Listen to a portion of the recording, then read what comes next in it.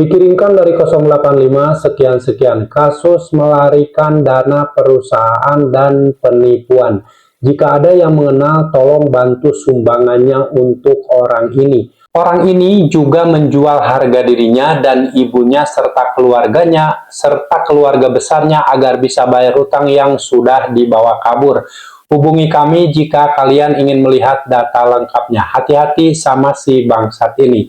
Oke, teman-teman, ini adalah curhatan dari salah satu orang yang sudah tidak mampu bayar pinjol, walaupun sebelumnya sudah berupaya membayarkannya tepat waktu, setia membayarnya, 1 hari sebelum jatuh tempo sudah dibayarkan, dan endingnya mengalami kesulitan ekonomi dan tidak mampu untuk membayarkan utang pinjol tersebut. Dan saat tanggal jatuh tempo, sudah ada upaya penagihan yang isinya seperti yang saya bacakan tadi. Nah, apa yang semestinya dilakukan ketika kalian sudah tidak mampu bayar dan mendapatkan chat penagihan seperti tadi? Kita akan bahas sama-sama di sini. Tentunya akan saya bagikan sesuai dengan pengalaman saya ya ketika sudah tidak mampu bayar pinjol. Oke, bismillahirrahmanirrahim. Assalamualaikum warahmatullahi wabarakatuh.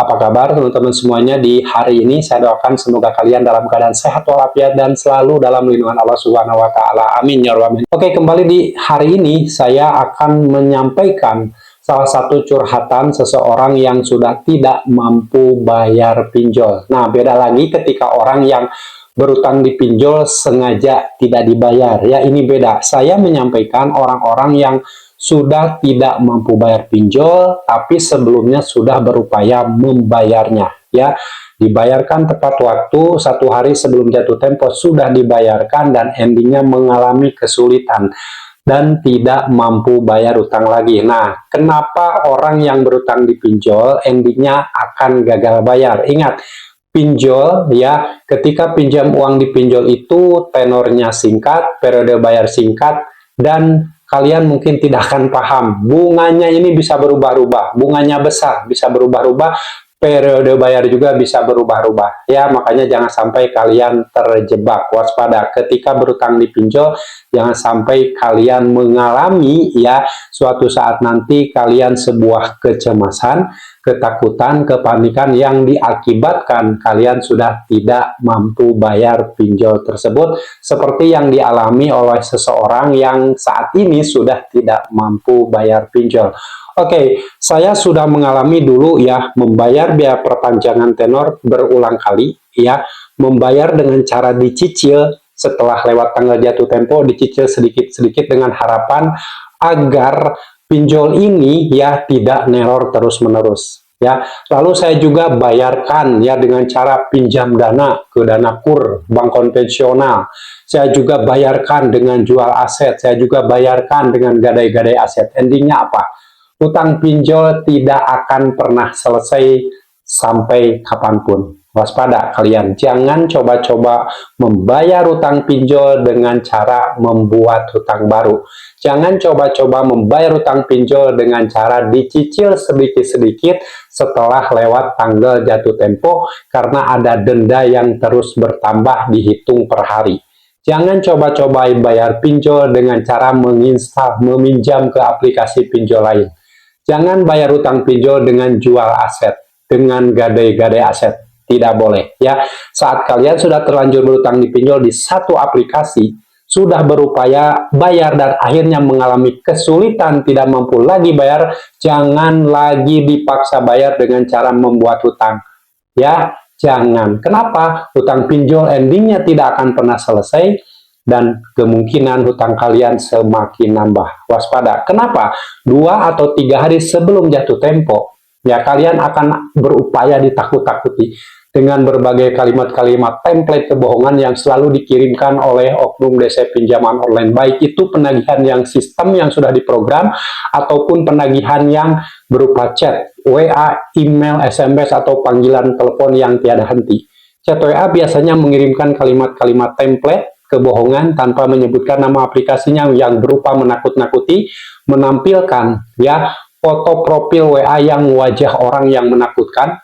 Oke, dan ketika kalian ditelepon itu tiada henti, 5 menit sekali, 10 menit sekali, terus ditelepon habis-habisan.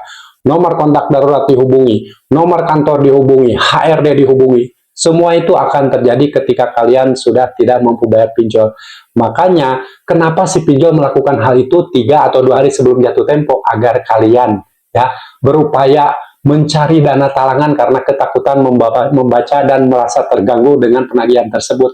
Dipermalukan di kantor, dipermalukan di kontak darurat, ya, dipermalukan di medsos dan lainnya. Tujuannya apa? Agar kalian gali lubang tutup lubang. Kalau kalian sudah gali lubang tutup lubang yang asalnya punya satu utang di satu aplikasi, endingnya apa? Utang kalian makin banyak.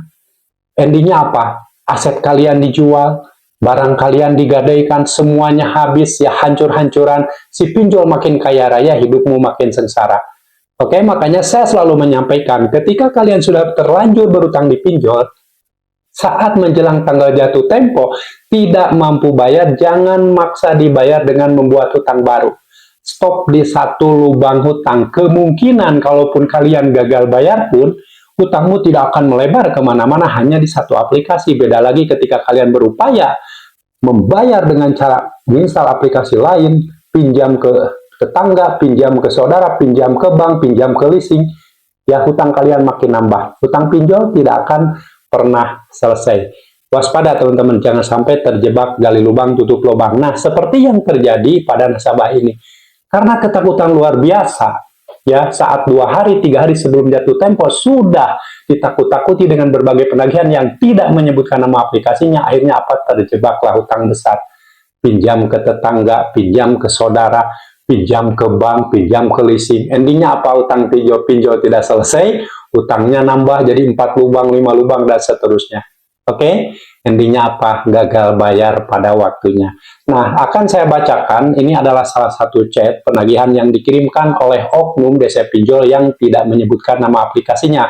Tentunya ketika penagihan chat yang tidak menyebutkan nama aplikasinya, kebanyakan hampir 100% isinya kata-katanya adalah kalimat template yang menakut-nakuti, yang mengancam, mencaci maki. Seperti yang saya akan bacakan kali ini, dikirimkan dari 085 sekian-sekian, kasus melarikan dana perusahaan dan penipuan.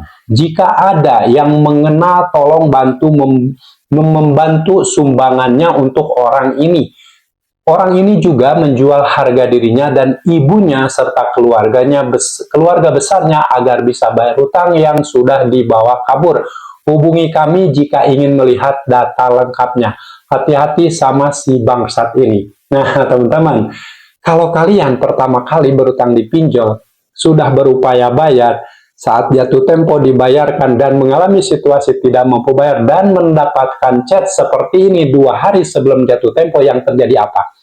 Bingung, panik, cemas, apa yang mesti dilakukan, cerita sama keluarga malu, cerita sama pasangan malu, cerita sama keluarga yang ada di rumah ke orang tua malu, akhirnya apa? Dipendam sendiri.